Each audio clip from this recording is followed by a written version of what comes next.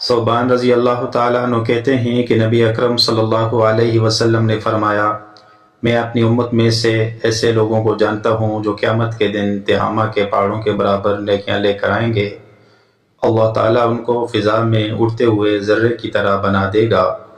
صوبان رضی اللہ تعالیٰ عنہ نے عرض کیا، اللہ کے رسول، ان لوگوں کا حال ہم سے بیان فرمائیے اور کھول کر بیان فرمائیے تاکہ لا علمی اور جہالت کی وجہ سے ہم ان میں سے نہ ہو جائیں۔ آپ صلی اللہ علیہ وسلم نے فرمایا، جان لو کہ وہ تمہارے بھائیوں میں سے ہی ہیں اور تمہاری قوم میں سے ہی ہیں۔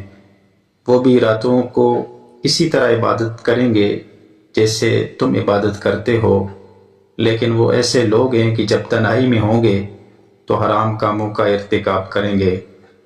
اس حدیث کی زد میں اس وقت ایک بہت بڑی تعداد ان مسلمانوں کی ہے جب وہ اپنی تنہائی میں جاتے ہیں، موبائل استعمال کرتے ہیں، انٹرنیٹ استعمال کرتے ہیں اور پھر اللہ تعالیٰ کی حدوں کو پامال کرتے ہیں، اس کی حرمتوں کو پامال کرتے ہیں۔ لہٰذا یہ سوچ کر موبائل استعمال کرنا چاہیے کہ کہیں کل یہ موبائل ہمارے لیے وبال نہ بن جائے۔